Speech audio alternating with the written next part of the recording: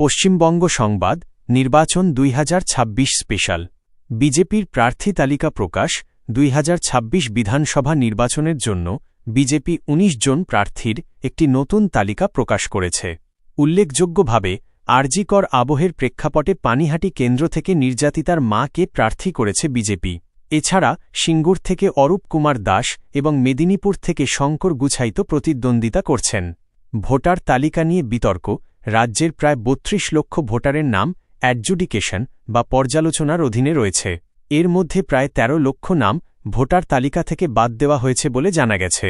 মুখ্যমন্ত্রী মমতা বন্দ্যোপাধ্যায় উত্তরবঙ্গে নির্বাচনী প্রচারের সময় এই ইস্যু নিয়ে নির্বাচন কমিশন ও বিজেপির কড়া সমালোচনা করেছেন।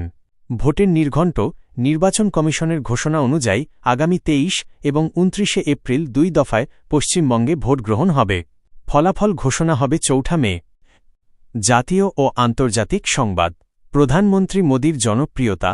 মর্নিং কনসাল্ট এর সর্বশেষ সমীক্ষায় প্রধানমন্ত্রী নরেন্দ্র মোদি আবারও বিশ্বের সবচেয়ে জনপ্রিয় নেতা হিসেবে নির্বাচিত হয়েছেন। ৬৮% অ্যাপ্রুভাল রেটিং নিয়ে তিনি তালিকার শীর্ষে রয়েছেন।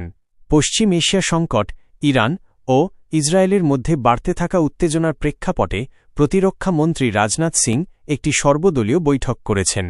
পরিস্থিতি মোকাবিলায় সব বিরোধী দল সরকারকে সমর্থনের আশ্বাস দিয়েছে। পিএনজি নিয়ে বড় ঘোষণা। রান্নার গ্যাসের এলপিজি সংকট মেটাতে সরকার পাইপলাইন গ্যাসের পিএনজি প্রসারে জোর দিচ্ছে। নতুন কানেকশনের জন্য সিকিউরিটি ফি মওকুফ এবং ৫০০ টাকা পর্যন্ত বিনামূল্যে গ্যাস দেওয়ার কথা ঘোষণা করা হয়েছে। অর্থনীতি। ভারতের জিডিপি বৃদ্ধির হার পরবর্তী অর্থবর্ষে ৭.১% থাকবে বলে পূর্বাভাস দেওয়া হয়েছে। তবে আন্তর্জাতিক অস্থিরতার কারণে টাকার দাম ডলারের তুলনায় ৯৪.০৫ টাকায় পৌঁছেছে। অন্যান্য গুরুত্বপূর্ণ আপডেট।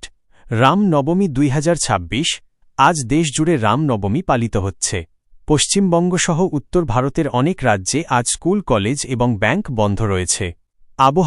আবহাওয়া দপ্তরের পূর্বাভাস অনুযায়ী আজ কলকাতা ও দক্ষিণবঙ্গের বিভিন্ন জেলায় বজ্রবিদ্যুৎসহ বৃষ্টি এবং ঝোড়ো হাওয়ার সম্ভাবনা রয়েছে। আইপিএল ২০২৬। আইপিএলের প্রস্তুতি তুঙ্গে। এর মধ্যেই Aditya Birla group royal Challengers Bangalore RCB দলের মালিকানা কিনে নিয়েছে বলে খবর পাওয়া যাচ্ছে।